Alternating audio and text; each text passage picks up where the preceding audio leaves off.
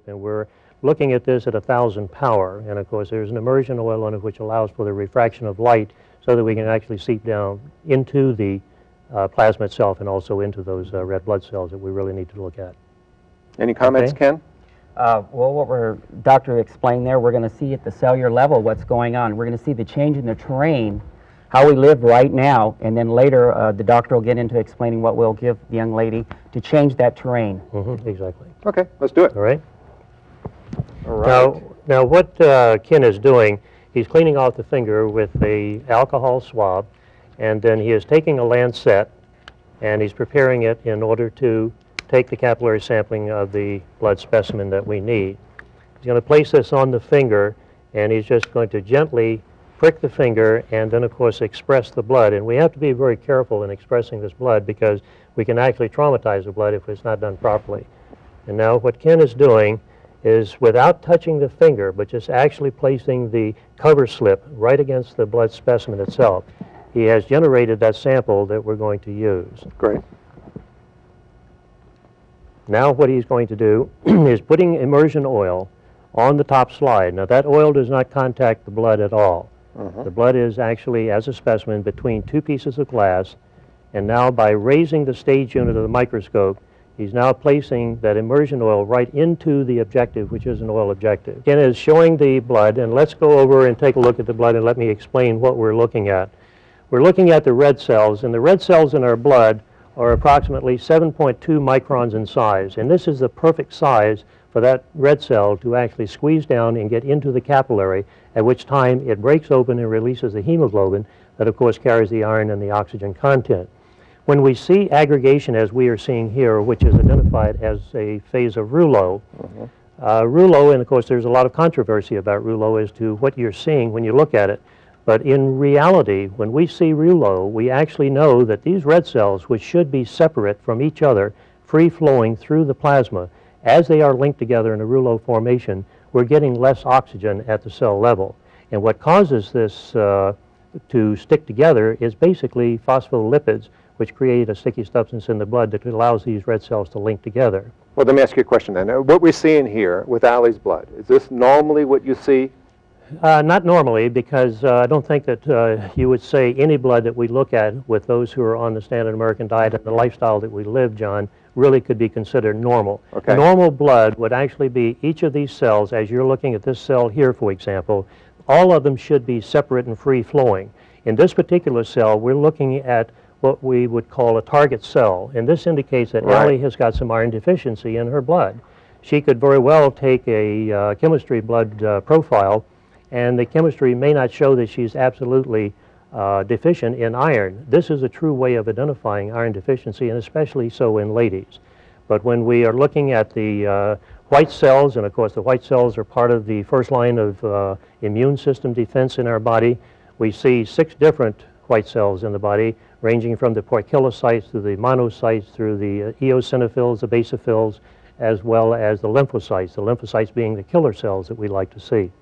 But the cells that we're very interested in are the neutrophils, which of course is the little Pac-Man, if you will, that travels through the blood and of course cleans our blood up, or helps to clean up the blood.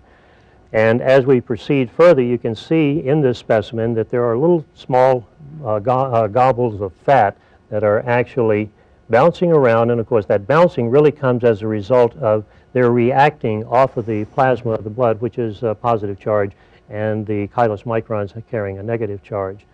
But that is the fat that we see in the blood, and of course we're looking at also the irregular cells here, which we call ovocytes. This is an indication too that Allie could have a B12 and a folic acid deficiency. So what we're going to do now, we're going to ask her to take some microhydrin. We're going to ask her to do exactly that. We'd like to give her 2 capsules of the microhydrin that have been placed into a small amount of water and has been stirred. And this is for rapid absorption into the body itself. And normally you take it in a capsule. We just put it in water to make it more rapid. Not necessarily. So, we would take it in both fashions, okay. Yes. By taking the microhydrin and placing it in water, and then of course taking 2 other capsules with it, we're going to see in a period of about 30 to 40 minutes some major changes that will occur in our blood as a result of the microhydrin and that microcluster technology really getting to the cells and tissue. All right. Amazing. So we'll come back and we'll take a look at the difference it makes. Yes, we will. And All as a right. matter of fact, the microhydrant that she's taking, it doesn't have a bad taste to it, does it, Allie? Great. So what we're talking about is something that's just like drinking a glass of water, basically. Exactly. Right? Yes. Mm-hmm. Okay. Yes. And a large glass of water is not necessarily needed. The amount that Allie has just taken with those pills is sufficient in order to get the residuals of the microhydrant directly into the blood.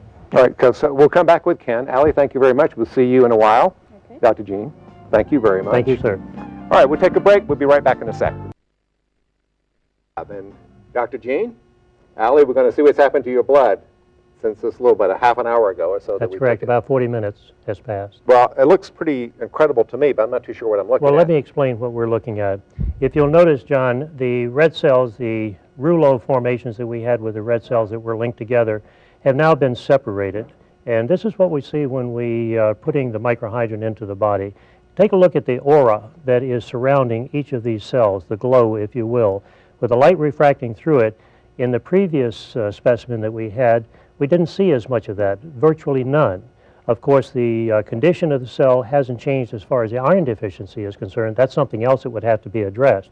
But also take a look at the plasma. Much of the plasma has been cleaned of the debris that is in the blood, which is cellular detoxification. That's one of the ways that we get it out of our body, by getting it out of the cells and tissue into the blood itself to have it removed.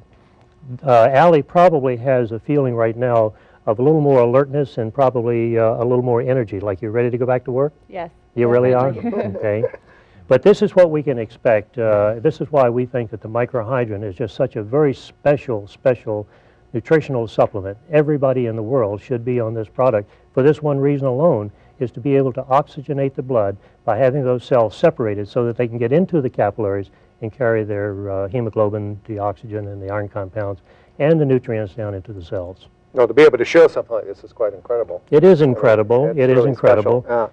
And of course, we still have some other factors that need to be dealt with here. There are some bacteria, obviously, and also some chylous microns, which are the fat molecules, the triglyceride core that is still in the blood. But that's another thing that has to be worked out. However, this is an excellent start, and the microhydrant is the key to It this caused start. that shift almost instantly. Precisely. Wow, that's special. Well, thank you, Dr. Jean. Thank you, Allie, for donating your blood to us. And thank you, Ken, for showing us what we need to see.